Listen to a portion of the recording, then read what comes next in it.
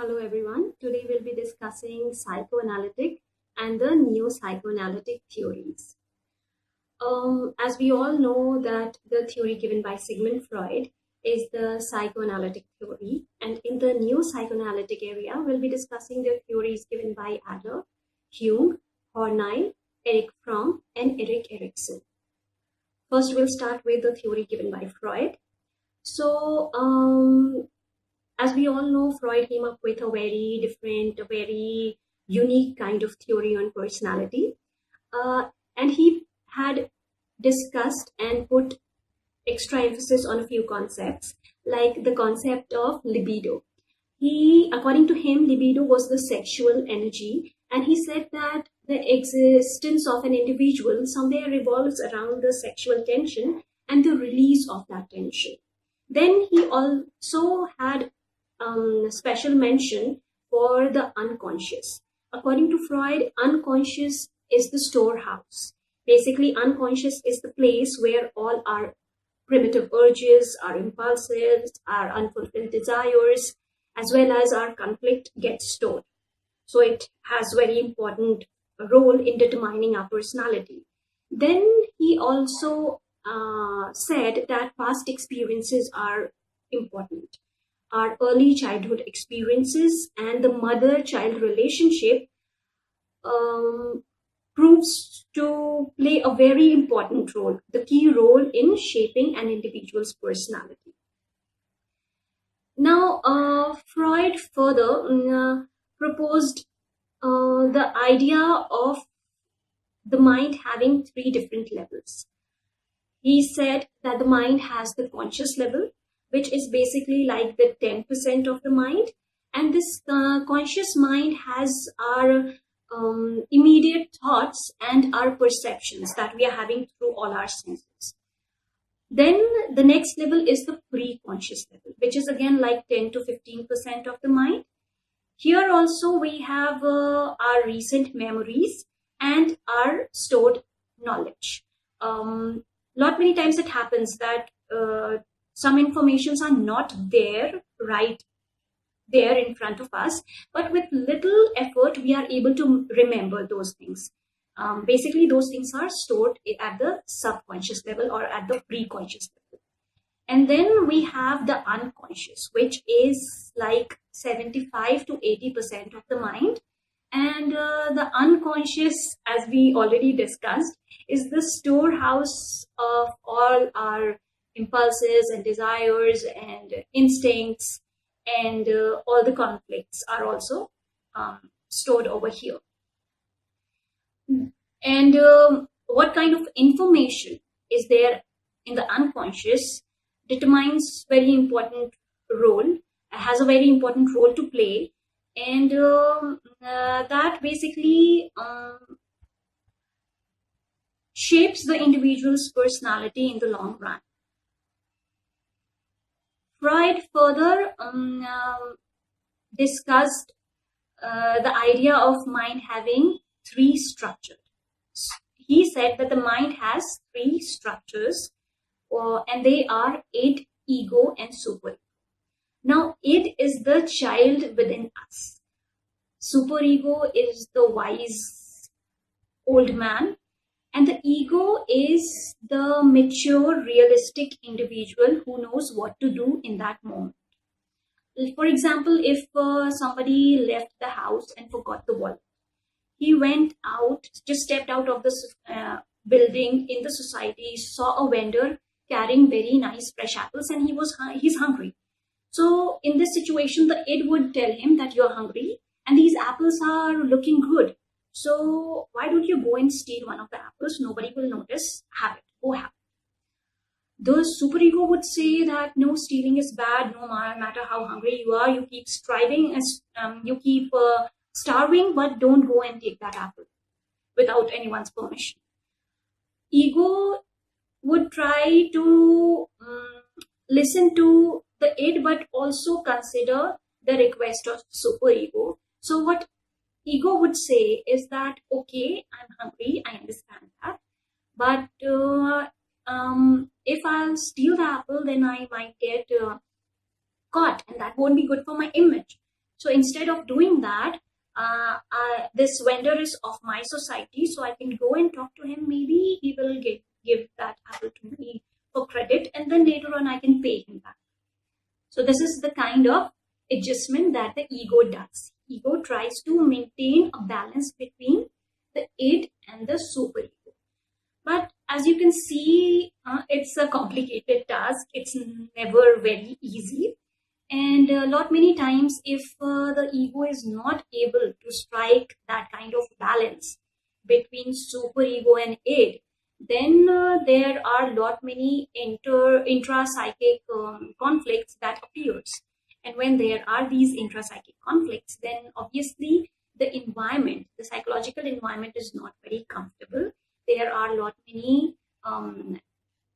different kind of anxieties that can be seen. And in order to decrease the anxiety or in order to get rid of the anxiety, the ego makes use of different kind of defense mechanisms. And what kind of defense mechanism the individual is using is going to determine that individual's behavior for that particular duration. There is a long list of defense mechanism, and in this lecture we are not going to get into the details of it. But basically, according to Freud, the kind of balance the ego is making with the id and the superego, and the kind of content that we have in our conscious, preconscious, and the unconscious determines the individual personality. And when there is some conflict, what kind of defense mechanism that individual is using, that also determines the individual's personality. Next, we have the Neo-Freudians, in which we will be first discussing the theory given by Adler. Now, Adler had a very different opinion. He had a very different view. He said that the people are basically not that negative, but they believe in the concept of ideal self. There is a place that they want to reach to. And in order to do that, they have a driving force, which is known as striving for superiority. And throughout the life, from the early childhood, the purpose of an individual is to reach that self-ideal, and that he does through this driving force of striving for superiority. And in the process of doing that, the person develops a lifestyle. And lifestyle is nothing but a set of rules, a set of behavior patterns, and a set of thinking that determines the whole course of life of an individual. But it's not that simple, because many times there are many obstacles in the way.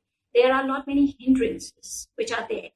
And those hindrances can be objective. There can be objective inferiorities, which is stopping us from reaching that self-ideal.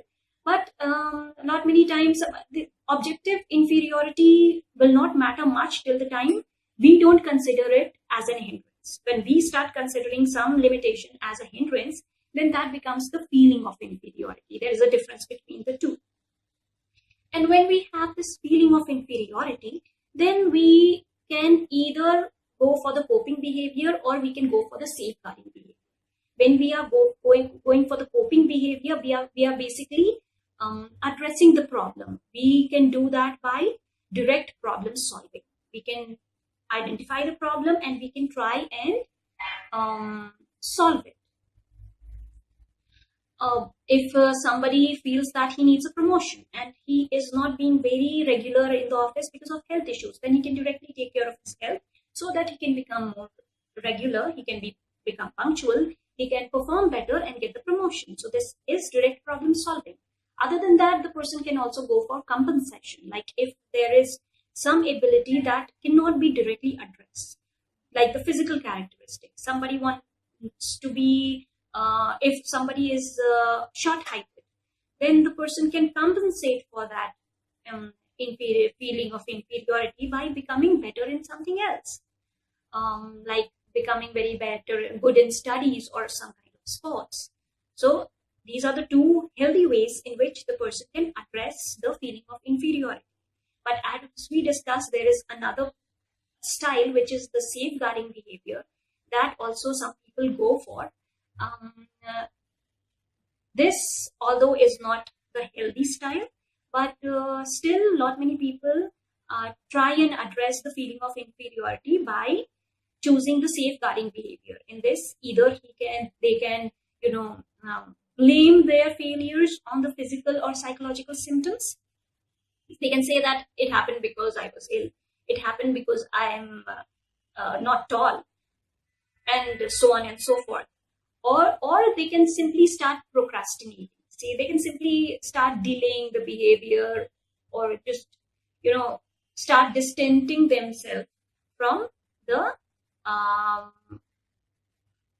self-idea. So this safeguarding behavior has to be avoided, because that may work for some time, but in the long run, this may not work, and that can lead to that feeling of inferiority going up to the inferiority complex. And when the person reaches inferiority complex, the whole personality becomes very disturbed. So according to Adler, it's always better to address the problem. It's always better to go for the coping behavior rather than the safeguarding behavior. And what kind of behavior that the person is using explains the person's personality. Next, we have the theory given by Jung. Now, Jung had put a lot of emphasis on the concept of psyche. He said that the psyche is basically the mind, and the mind has different levels. First is the conscious level, and in the conscious level we have ego, and ego is like the gatekeeper that decides what information is going to enter the conscious mind and what information is not going to enter the conscious mind. Not many times there are some information which are not good for us, or which is not going to help us in our day-to-day functioning, or they are below the level of our attention. So those kind of information, instead of entering the consciousness, goes to the personal unconsciousness. Personal unconsciousness is same as the unconsciousness discussed earlier, and it has all our personal experiences and all our personal impulses, wishes, and whatever we have registered at the subliminal level. But along with that, Jung added another concept of collective unconsciousness. He said the personal unconsciousness is very personal, that varies from individual to individual. But we also have something known as collective unconscious, which has different instincts and archetypes of a whole community, or of a whole species, or of a whole religion, etc.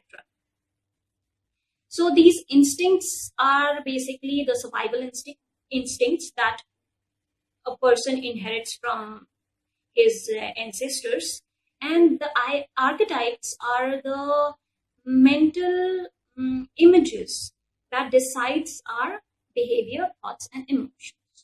So this was something very new that he presented, and he said that this consciousness and unconsciousness has to go in parallel lines, and at the same time they have to keep interacting with each other. And this whole process is known as individuation process. And how this individuation process is going for an individual will determine his or her personality.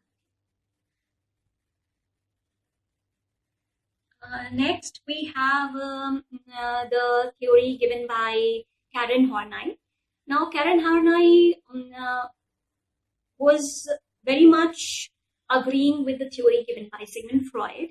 She didn't reject most of the ideas, but she wanted to add some of the ideas of her own to make the theory richer, in her opinion.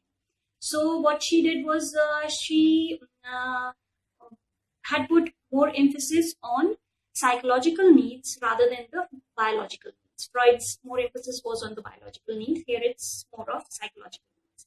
So what she said was that an individual has basic childhood needs. Those needs are satisfaction needs, which are the biological needs, and the safety needs, which are the psychological needs. Now, these safety needs are very much dependent on the parents, how the child is interacting with the parents and how the parents are taking care of the child decides how much this need is being met. Now, if these needs are not being met, then that leads to the feeling of hostility. Now, when there is this feeling of hostility, then not many times the child is not able to express it. Not many times because of some fear of or because of some other reason, the child has to repress it. And when that gets repressed, then it leads to basic anxiety. And any kind of anxiety is not good. We don't like it. We want to reduce it.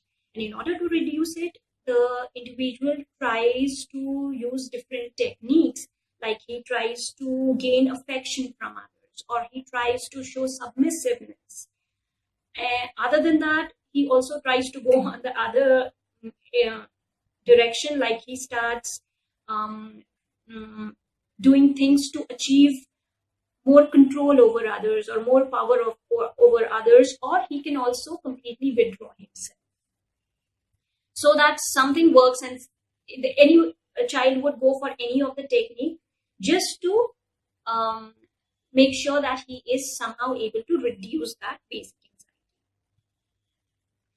Now, in order to reduce the basic anxiety, these are the techniques that he uses. But still in life, not many times we can face different kind of failures. This is inevitable. This can happen. And when some individual is facing failure again and again, despite putting in effort, then that can lead to neurotic needs. And we have to remember, now this is a concept given by Karen Horney. She said that we have to remember that these neurotic needs are not different from the regular needs. But when it becomes neurotic needs, it becomes the center of the whole functioning of an individual. And in order to deal with the neurotic needs, the individual can develop three kinds of attitudes. Either he can move towards people, which will lead to the complaint personality type, or he would move against from the people, which will lead to the hostile personality, or he can move away from the people, which will lead to the detached personality. So what kind of, how the safety needs, security needs are being met? If it's not being met, what kind of technique the child is using in order to avoid the basic anxiety? Then what kind of neurotic needs the individual is having, if he's having any, and then what are the neurotic trends or what are the attitudes that the individual is developing determines the individual's personality. Next, we have the theory given by Fromm. Fromm has written a very famous book, Escape from Freedom, where he discusses that every individual has this need for freedom. Everyone wants to be free. But once you attain that state where you are completely free, then somewhere you start feeling insecure. And you start moving away from freedom in order to feel more secure. And that is known as escape from freedom, according to Fromm. So he says that in order to escape from freedom, in order to feel more secure, we use some psychic mechanisms. Either we go for authoritarianism. In authoritarianism, we can become masochistic or sadistic. If we are becoming masochistic, then what we do is we completely give in to the control of other person, become completely submissive. And if we are going for sadism, then we try and control the other individual too much. We make them submit to our control. The second is destructiveness. Here, the individual does not, in authoritarianism, no matter what he's doing, he's still interacting with the society. In destructiveness, he doesn't interact with the society, but instead, he tries and destroys and destructs everyone and everything that's around in order to feel safe. Then the third is automation conformity, where the individual starts conforming. He starts agreeing to everything and everyone who is around in order to feel more secure. Then then Fromm said that what kind of mechanism that individual will use is determined by what kind of relationship that child was having with the parents during the developmental phase. And here it can again go in three directions. Either it can be symbolic relatedness, where the child is never able to feel complete freedom because he wants to feel more secure, and all the time he tends to keep depending on the parents. Then there is the withdrawal or destructiveness, where the child have had some negative experiences with the parents, like parents have not been very loving, very confirming, or somehow they have made the child feel rejected. And when that happens, then it can lead to the feeling of withdrawal. The child can completely withdraw himself or completely turn against. And the third is the feeling of love, which will happen when the parents are having the best kind of relationship with the child, the most balanced kind of relationship with the child. So here the parents are neither going in one direction or the other. Like they are making the child feel completely secure and safe, and at the same time letting him experience a good amount of freedom. And this is the type of relationship that leads to the most well-balanced personality. Further, Fromm says that based on the kind of interaction and based on the kind of mechanisms that the child uses, he can either develop a productive personality type or the non-productive personality type. And it's very clear that when the child is having that loving relationship, then he will be developing more of that productive personality. Next, we have the theory given by Erikson. Erikson described the whole lifespan or divides the whole lifespan of an individual into 8 stages. And he says that in every stage we'll be having positive and the negative component. And what kind of component works on that individual will determine what kind of experience he would have throughout his life. The first stage is infancy, where the child starts exploring the world around him. He needs to know whether he can depend on others or not. Here the mother plays the most important role, and if the mother is able to meet the needs of the child develops trust. And if for some reason the mother is not able to meet the needs of the child, then the child develops mistrust. The second is the early childhood. Here the child starts exploring himself. And here both the parents starts playing important roles. So if he is encouraged to understand himself, then he develops autonomy. And if he's not encouraged to understand himself, then he can develop the feeling of shame. The third is the play stage, where the whole family starts playing an important role, and the child starts exploring his abilities. And if he's given proper opportunity to explore those abilities, then he will develop the feeling of initiativeness. And if he is, for some reason, not given that opportunity, then he might develop the feeling of guilt. The next is the school stage, where this child starts interacting with classmates and teachers, and they started playing more important role. Here the child starts exploring his abilities and his interests and his skills. Basically, it's basically the skills and interests. So if he is encouraged by the teacher to explore those things, he would develop industry or laboriousness. And if for some reason he is not encouraged or discouraged, then he might develop the feeling of inferiority. The next stage is of adolescence. Here the child starts exploring all the different kinds of roles that he is playing, like of the child, of a sibling, of an elder, of a student, etc. And if the parents gives him the freedom to explore all the roles, then he will develop the feeling of ego in identity. He would be able to identify his role. And if he doesn't get that kind of freedom, if the parents forces himself to conform to the set rules, then he might develop the feeling of role confusion.